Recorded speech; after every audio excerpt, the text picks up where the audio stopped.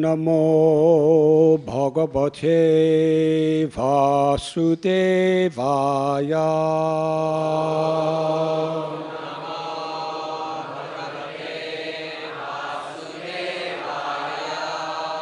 Om Namo Bhagavate Vasudevaya.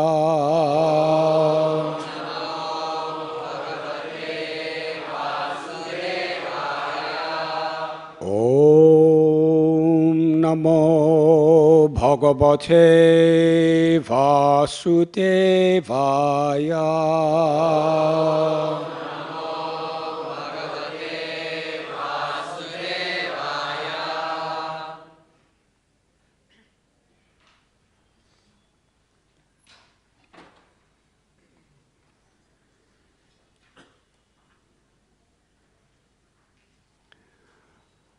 Hanta chitram apalasrinnuthedam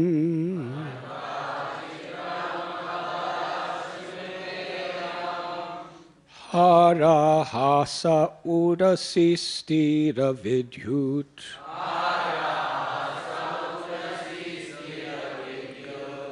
nanda sunur ayam at arthajananam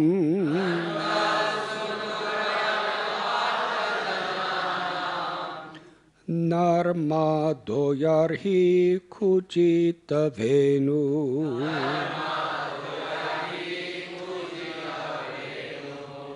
Anta chitram abalasri srinuthedam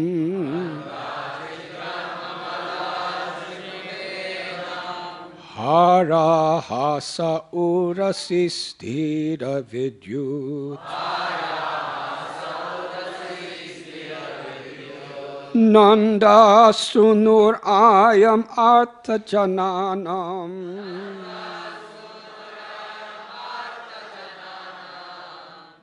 narmadoyarhi kujita venu.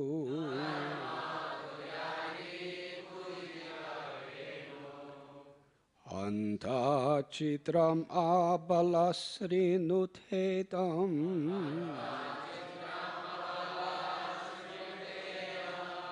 harahasa urasistira vidyut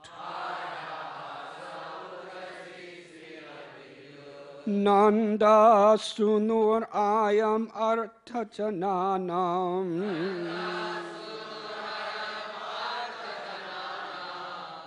narmadoyarhi kujita venu.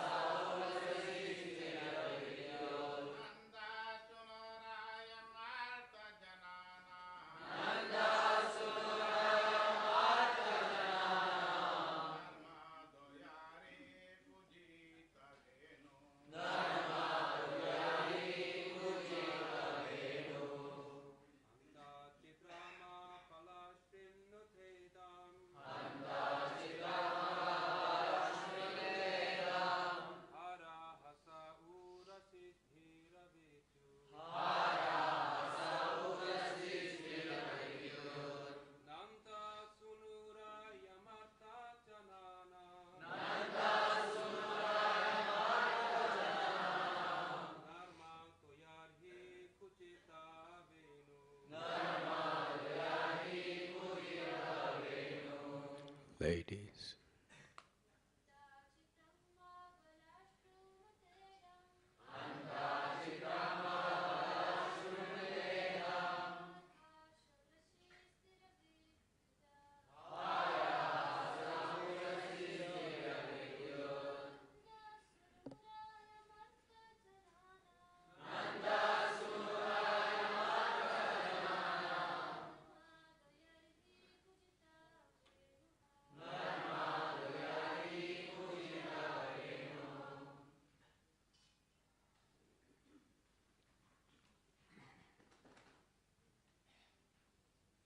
Manda.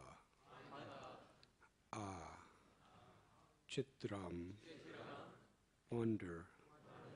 Abala. O girls. Srinuta. Here. Idam. This.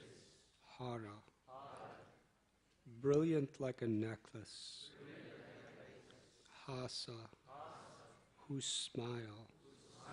Udasi. Upon the chest. Sthira. Motionless. Vidyut. Lightning. Nanda Sunu. Son of Nanda Maharaj. Ayam. This. Artha. Troubled. Jananam. For persons. Narama. Of joy. Da. The giver. Yarhi. When.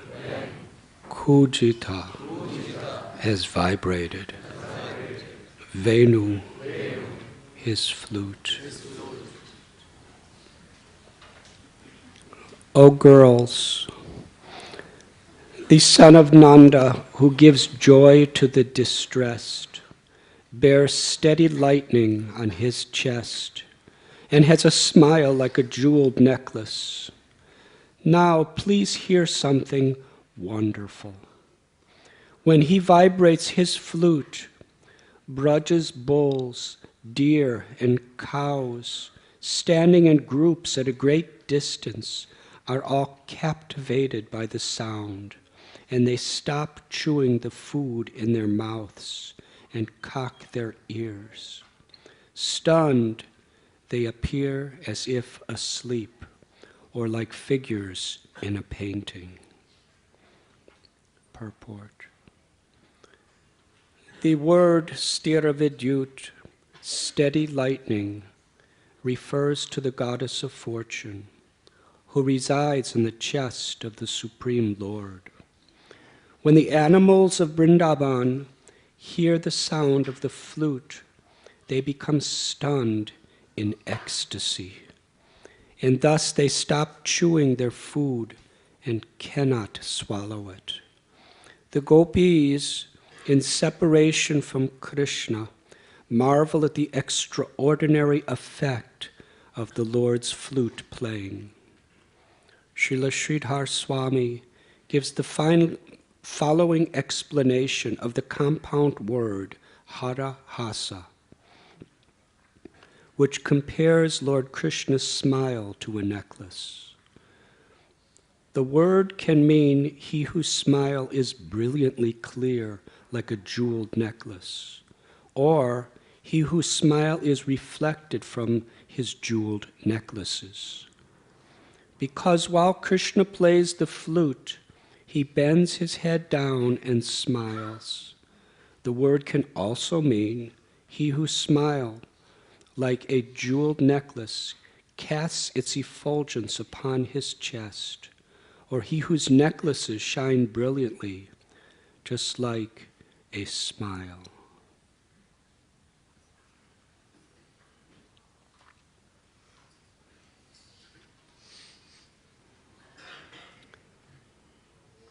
Om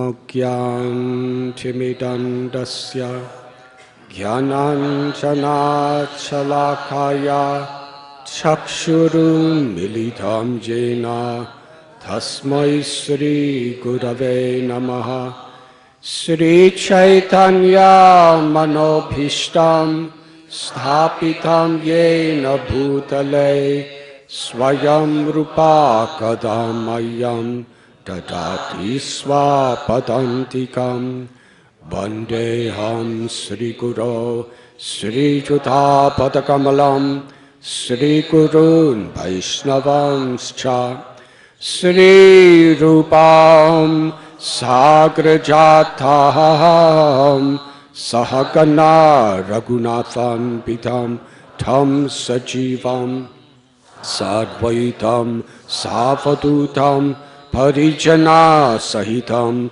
Krishna Chaitanya Devam Sri Radha Krishna Padahan Sahagana Lalita Sri Vishakanvitamscha He Krishna Karuna Sindhu Dina Bandhu Jagatpate Gopesha Gopika Kanta Radha Kanta Namostate Tapta Kanchana Gaurangi Radhe Vrindavaneshwari Vrishabhanu Sute Devi Pranamami Hari Priye Vansha Kalpatarubhyascha Kripa Sindhubhya Evacha Patithanam Bhavanebhyo Vaishnavebhyo Namo Namaha Sri Krishna Chaitanya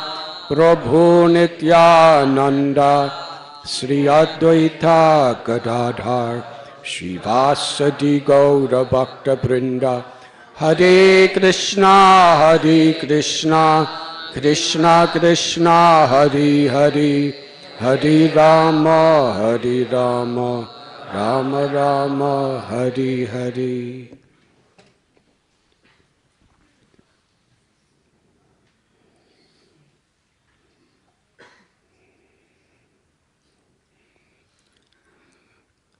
On behalf of all of our devotees, we would like to welcome two very special guests, Sharon and Jules, my dear friends, and two of the most influential yoga teachers in the world, and who also have very special love for Krishna and for all living beings. Let us welcome them by loudly chanting Haribol.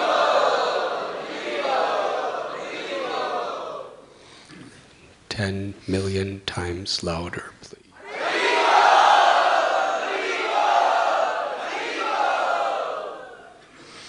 Thank you. All glories to Sri Krishna. We agree with everything you say. We are reading today from Srimad Bhagavatam, Canto 10, text, chapter 35, entitled The Gopis Sing of Krishna, text 4 and 5.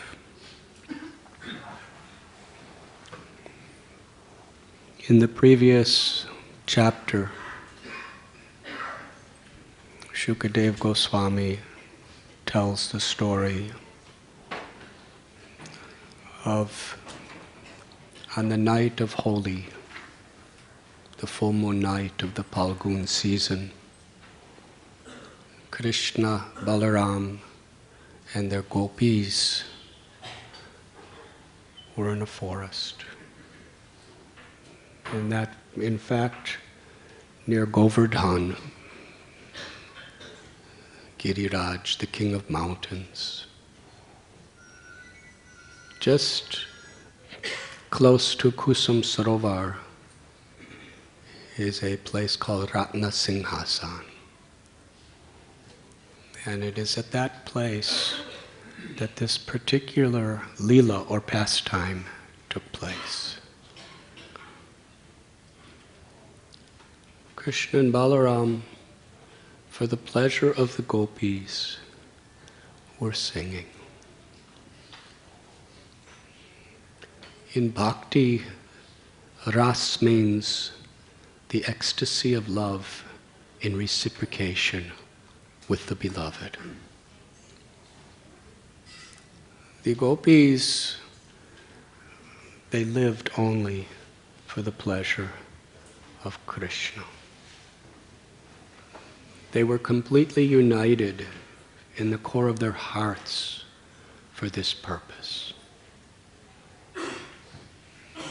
In the path of bhakti, the perfection of being one with God is for one's heart, one's body, mind, words, and life to be one with the will of Krishna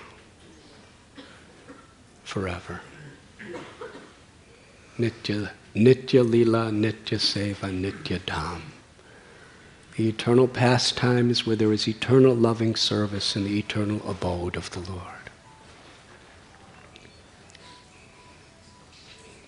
Krishna had already during the Ras Lila of Sarat Purnima told gopis that even in a lifetime of Brahma, which is about 311 trillion years, I cannot repay you with all that I have for the love that you have shown me. Because that night when Krishna played upon his flute, Bamsi, the gopis risked everything. They left everything. They were willing to endure homelessness, the dangers of the forest, and even being ostracized and blamed by the whole of society. But these were not even considerations for gopis, because the nature of their love was simply for Krishna's pleasure. They had no ahankar, no ego. Janasya mohoya mahamameti. They could not think in terms of I and mind. That was the nature of their love. They all gathered to meet Krishna. And Krishna told the gopis, after he tested them in a very beautiful way and revealed the supreme love of Sri Radha, that I cannot repay you for all that you have given for me. Although I'm the husband of the goddess of fortune, Sarvaloka Maheshwaram, I am the proprietor of all spiritual and material worlds, I find myself with a debt that cannot be repaid. So please be happy with that love that you have in and of itself. When the gopis would dance, when they would put nice ornaments upon themselves, it was not to look in the mirror and enjoy themselves. It wasn't for anyone of this world to be attracted to them. It was just a way of expressing their love for Krishna. Because their bodies belong to Krishna. Their words belong to Krishna.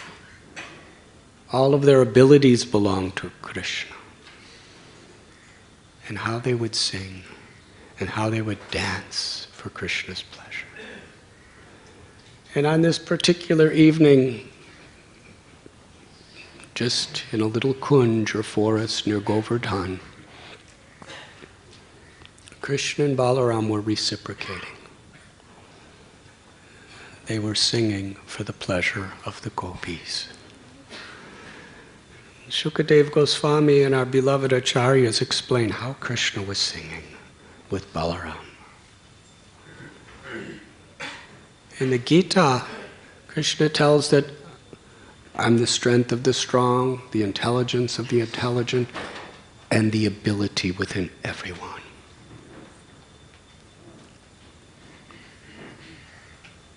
Krishna and Balaram, when they sang, the sound vibration was coming from the very core of their hearts. They were singing all the notes of the musical scale, Sa-re-ga-ma-pa-da-ni-sa, simultaneously with their mouths. Could anyone do that? Sing all the notes, and all the notes in between the notes, and all the notes between those notes? And they were all vibrating from Krishna's mouth simultaneously. Now it would seem, if you played all the notes at the same time, it would be a very strange sound. But it was absolutely enchanting, beautiful. And they were so enthusiastic because they were reciprocating, they were expressing their love for the gopis. Completely pure, beyond all material conceptions. For the pleasure of gopis, they were singing so enthusiastically. It was filling the entire forest and enchanting everyone and everything. And the gopis, feeling Krishna's love in the form of his singing,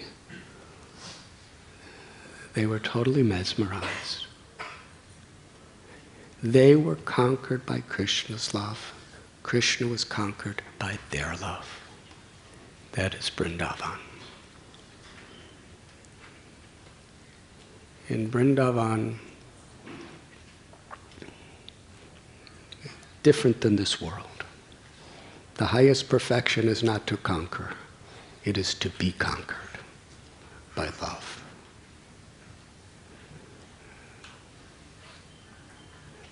During the daytime sometimes, Radharani would have her gopis, Krishna would have his gopas, and they would have a war of love.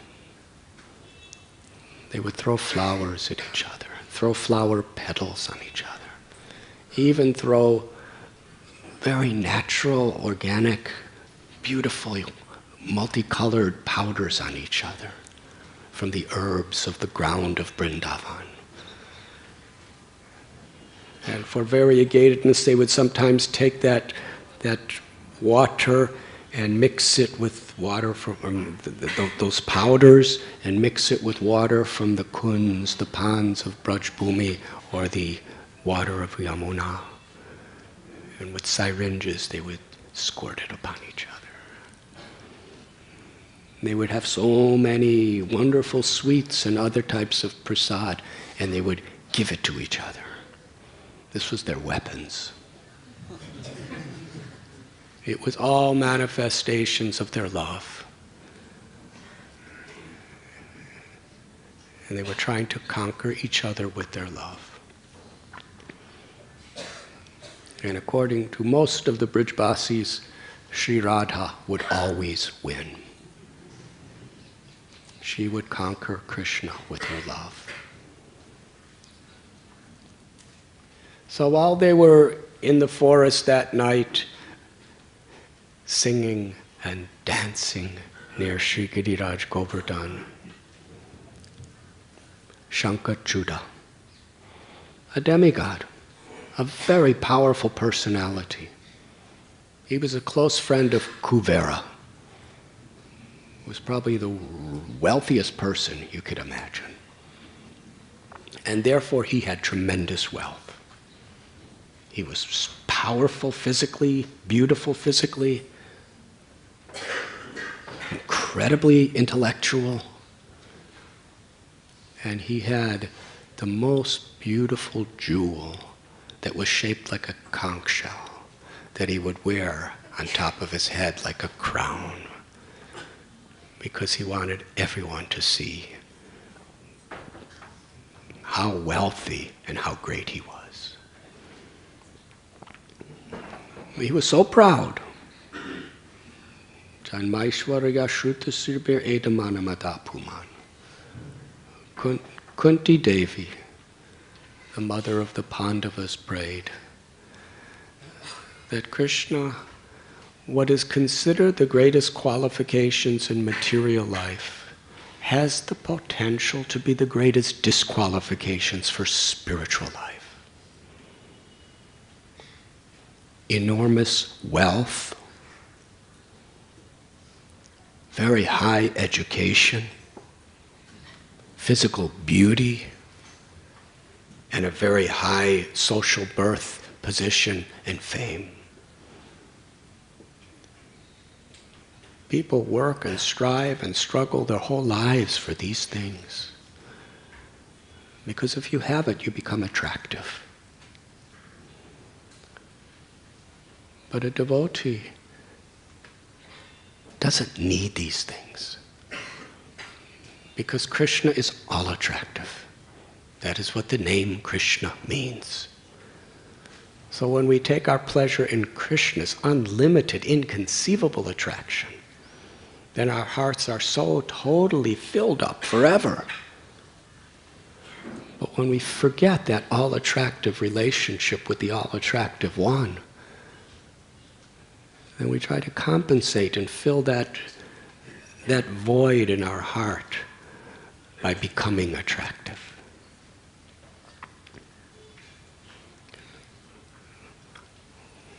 When the flower of love awakens within our heart, that love attracts the all-attractive. And what could be more attractive than that?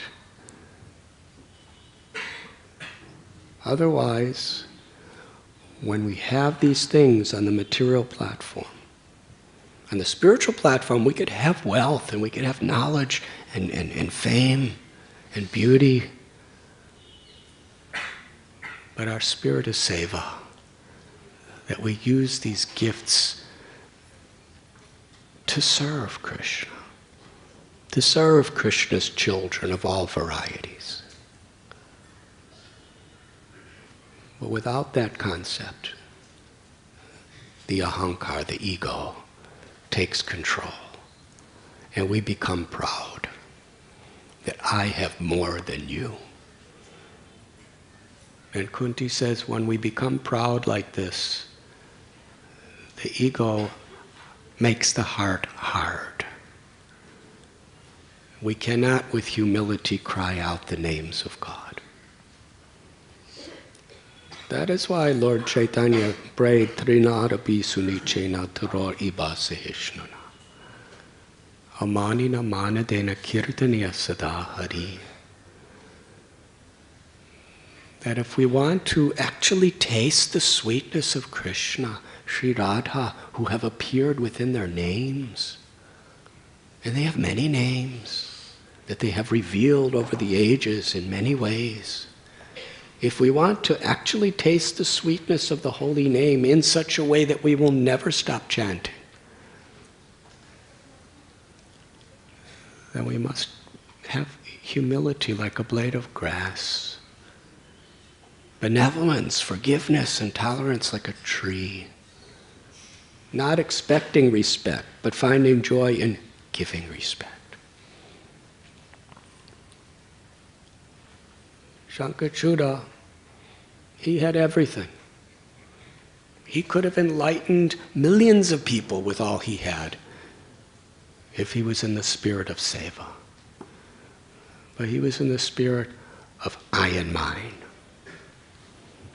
So when he heard Krishna singing, and he heard the gopis singing with him, he wanted to enjoy the gopis. He picked up a stick and began to shout at the gopis that anything beautiful in this world is mine. You come with me. He was leading them into the forest. And the gopis were crying, Krishna, help us. We don't want to go with him. Right in front of Krishna and Balaram, he was doing this, kidnapping gopis. He couldn't touch them, although he wanted to. And Krishna entrusted the gopis with Balaram and ran after him. And ultimately, Krishna liberated that fortunate soul. He made his misfortune the ultimate fortune. And took the jewel and gave it to Balaram. And ultimately Balaram gave it to Sri Radha. So this story depicts the tendency that is within most of us, that tendency to become proud, that tendency to be the enjoyer of what is the property of God. Sarvaloka Maheshwara. Everything is the property of God.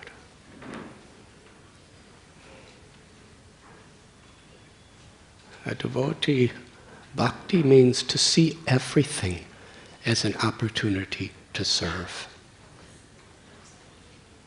Everything is an opportunity to express our love. Everything is an opportunity to experience Krishna's infinite love.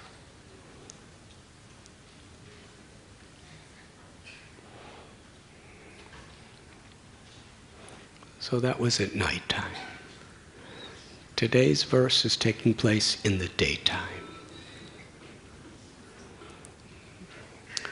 Shukadeva Goswami tells us that gopis would be with Krishna at night, but in the day they would be in great separation. Because Krishna would be with his cowherd boyfriends. They would be in the pastures with their cows and calves and bulls and goats and buffaloes. And they would be playing together.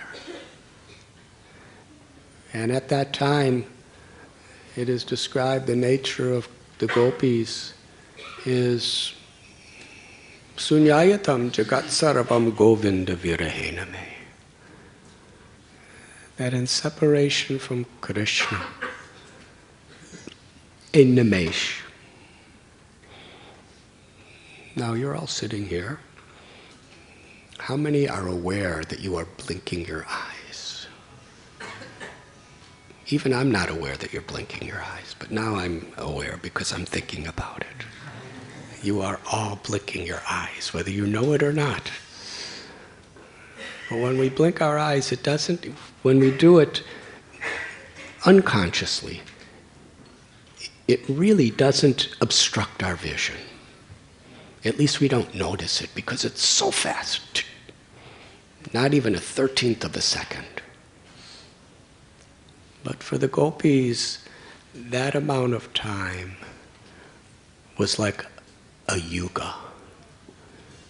It was like millions of years when they were looking at Krishna. In fact, the gopis had the courage to criticize the creator Brahma. Can you imagine having this courage? They said, Brahma, you are not a good creator. You don't know how to create properly. Because when we are standing before Krishna, we blink. And that obstructs our eyes from drinking the nectar of Krishna's beauty. Why did you make these eyelids? That was when they were standing with Krishna. So here we find throughout the day, just after sunrise, Krishna would go out into the pasture grounds, and he would return after the sunset, and gopis were completely immersed in thinking about him.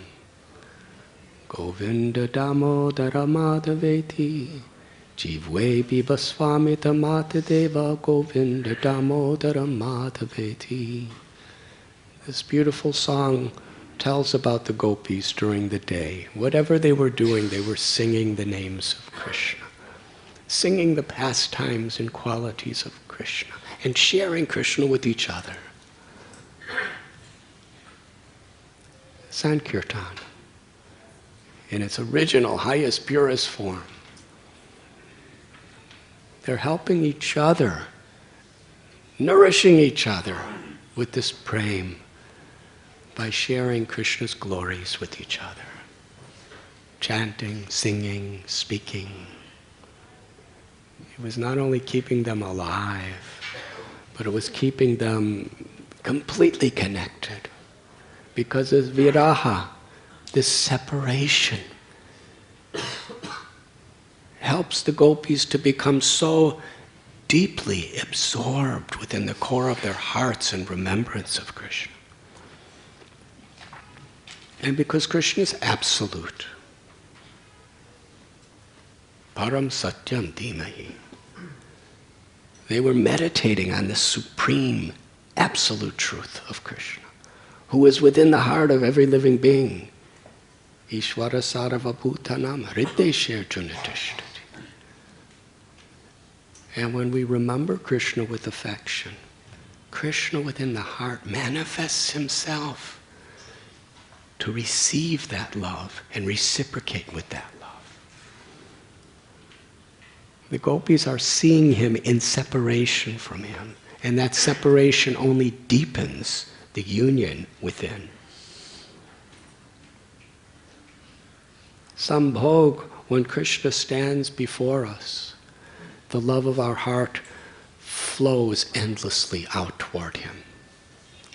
But when, for a bhakta who has attained this state of prema, when Krishna is not before us, that separation is so deep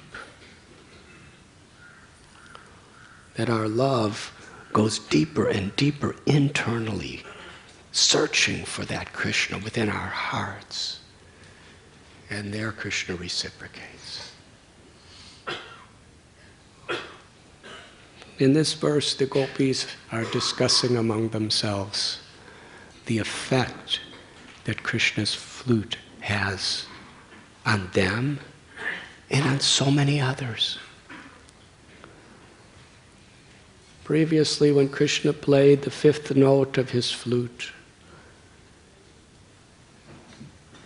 they forgot everything and just ran into that beautiful sound to find Krishna.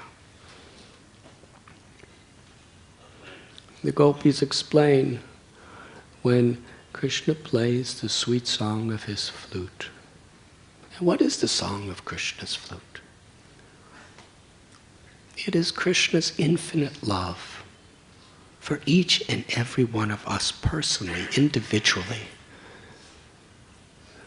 that is coming from the very core of his heart, through his mouth, carried by his breath, through the holes of his loving flute, and made into music. The sweetest, ultimate of all music, because it's Krishna's most intimate love in the form of music. And when it enters into the ears of the gopis, they hear Krishna personally calling them. And therefore, they could understand how it's affecting others. This experience is such an important reality. In order to actually understand others, having experience takes us beyond the theoretical platform. Paradukkha dukkhi. It is said a devotee, their primary nature is another person's suffering is my suffering. Another person's happiness is my happiness. But unless we understand suffering, how do we know what others go through?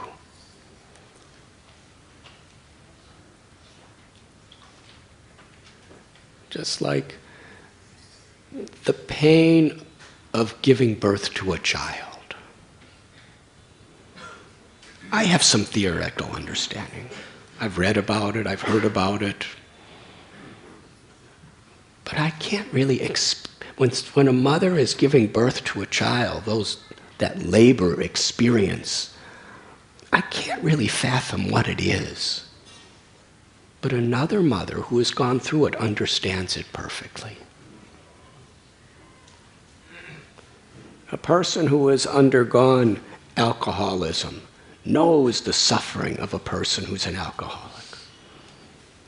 A person who has been abused really feels what it's like when another person is abused. And similarly, a person who has tasted the sweetness of spiritual enlightenment, love for Krishna, understands to some extent what another lover of Krishna is feeling. So because the gopis, and that's why, let's go back, suffering could be transformed into a blessing. Nobody likes to suffer, but it happens anyway, whoever we are. Have any of you ever had that experience? There's adhyatmaka, adidaivaka, adibhotika, suffering caused by one's own body and mind, suffering caused by other living beings, suffering caused by natural disturbances. So when those things come to us, we can complain, we can criticize, we can become depressed, which is justifiable. But we have another choice. We could transform that suffering in several ways. It can help us to truly, deeply humble ourselves, and with great feeling and a sense of urgency, cry out the holy names.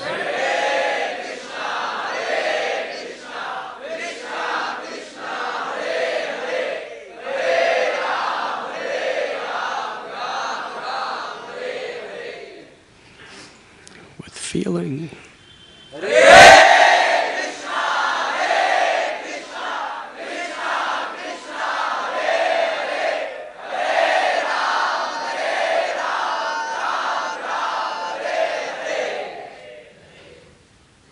An echo.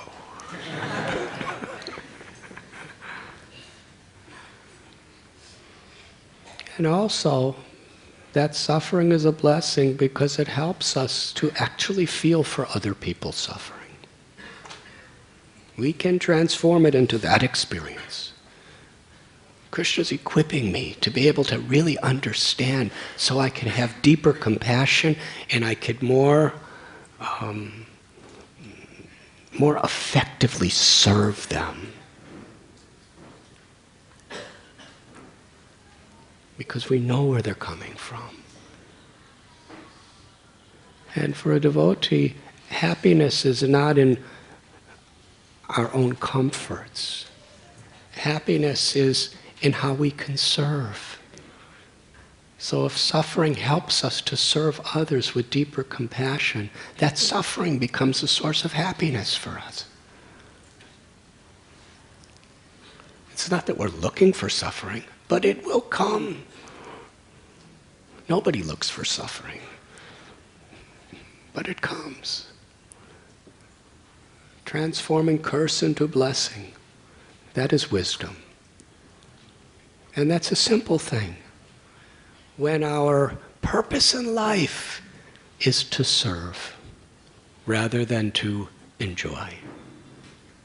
Because to the extent we don't have this enjoying spirit in a selfish way, to the extent we really find our happiness in seva, in service, in loving, that's real enjoyment. That's enjoyment that fills and touches the very core of our hearts and awakens the love of our soul.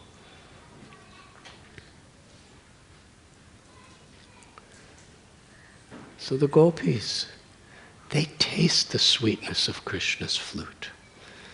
So when they look around, they see and they really feel and appreciate how it's affecting others. And they're explaining in this chapter that the moving living beings become oftentimes unmoving. The little calves are drinking from their mothers. And we have all seen how enthusiastically calves drink their mother's milk.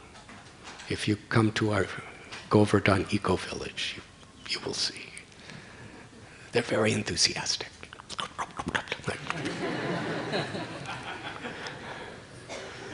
And as they're drinking their mother's milk from their mother's udder, they hear Krishna's flute. And their ears go up. Those big, long ears, they go up in order to somehow or other catch more of that sound. And it goes through their ears and into the hearts of those little calves. And the calves, they're so satisfied with the nectar that's coming into their ears that they completely forget about the nectar going into their mouth. They can't suck. They just have their mouths on their mother's udder, and they become like little statues of calves. They're stunned in ecstasy. The only thing moving is tears flowing from their beautiful, glossy, lotus-like eyes. And the mother, she's the same way. Her ears are going up.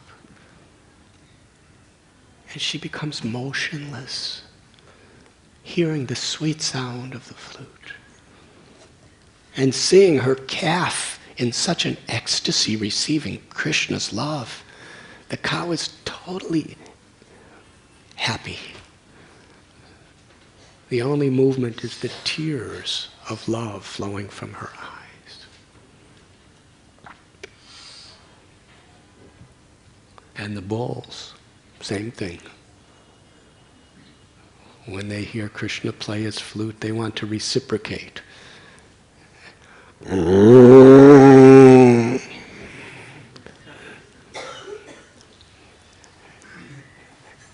And Krishna plays a note and then they say,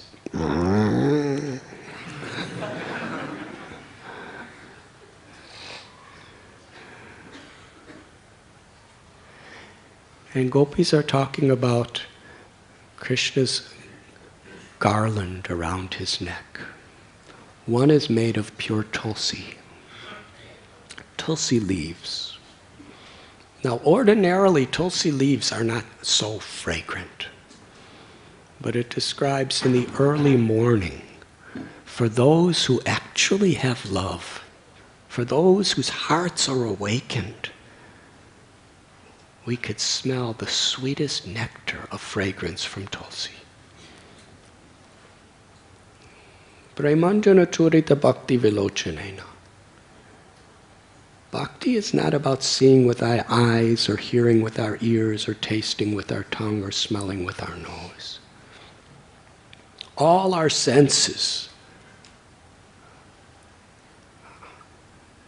are predominated not by our flickering, ever-changing mind. When the mind is totally still in bhakti, then it is our heart. It is our very soul, the Atma, that is experiencing through the senses. So when our love awakens, when we smell tulsi, there can be no sweeter fragrance because tulsi is so dear to Krishna. And the bees, because in Vrindavan, everyone is a lover of Krishna. Everyone is a supremely liberated soul. The bees smell the nectar of that garland, and they're buzzing. Everyone.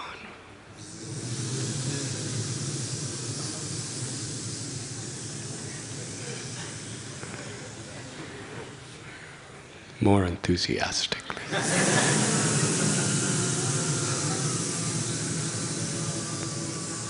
You're being attracted by Krishna's, the love of his heart manifesting through his tulsi garland.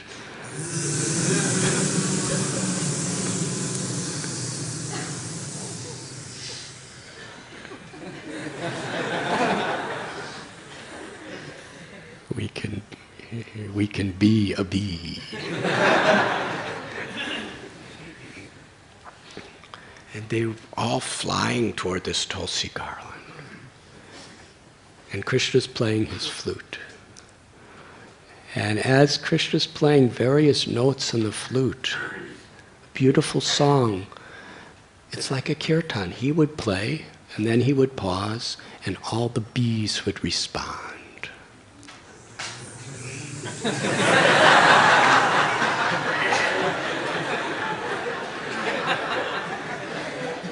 From their hearts.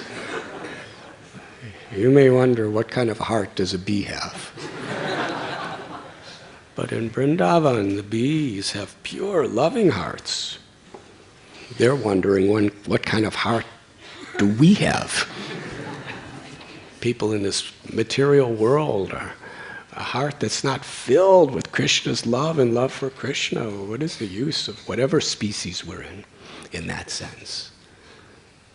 The bees are buzzing so sweetly in perfect melody with Krishna's flute, and they're reciprocating with each other.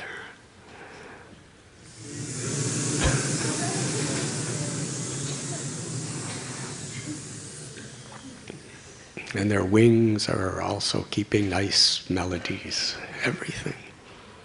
Every motion is an offering to Krishna.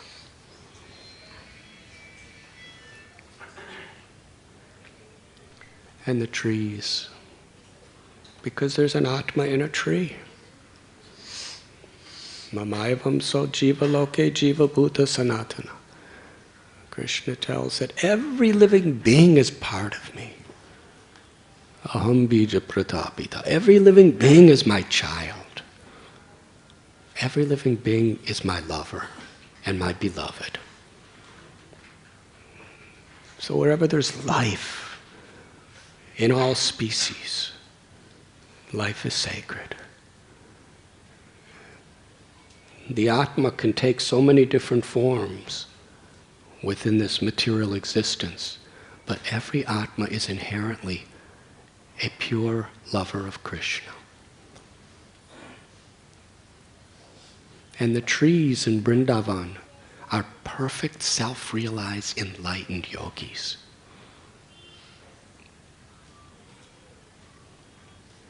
And Krishna reciprocates with every tree. In Vrindavan, Krishna is Rasa Bihari. That means he is the enjoyer of loving relationships.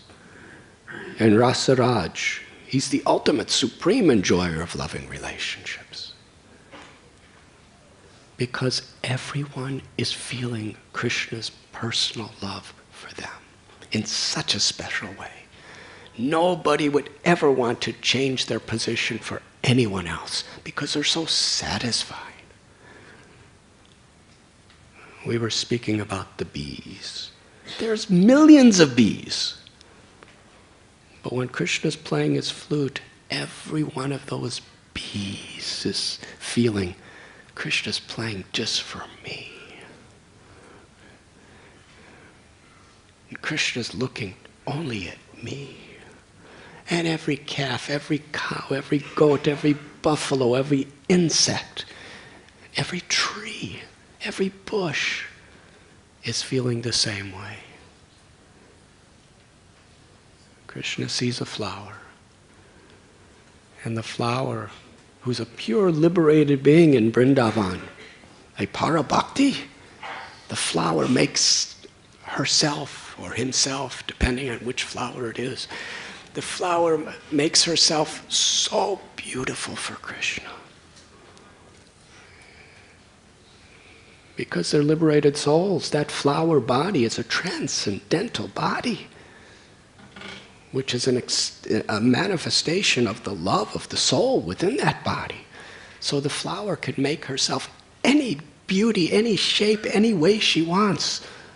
So she makes herself so beautiful for Krishna. And when Krishna experiences the love of that flower, he makes himself more beautiful for the flower. And the flower, feeling that ecstasy of Krishna's love, makes herself more beautiful for Krishna. And Krishna makes himself more beautiful for the flower. And the flower makes herself more fragrant and more beautiful for Krishna. And I can keep going on like this for the rest of eternity. Because this is what goes on for all eternity. Now you may think, and I may think, can you imagine at eternity just being a flower, making yourself more beautiful for Krishna and more fragrant for Krishna and having no end to how much you can increase your beauty? Because Chintamani Dham is Vrindavan, where all our desires are fulfilled. If we have no material desires, all our spiritual desires are fulfilled. That means if we want to ever increasingly manifest sweeter and sweeter fragrance and sweeter beauty, then our desire is fulfilled. In this way, the flower is so happy. Couldn't imagine any other life. Gopis, of course, they're the greatest, and the Gopas, they're so wonderful, so great, and Yashoda's Krishna's mother, and feeding Krishna, and the cows are so intimate with Krishna. But I'm a flower. And just see how Krishna is with me only. The flower is humble before everyone else, but would not trade her position for anyone else. And that's the way the bees are. That's the way the trees are. And that's the way the fleas are.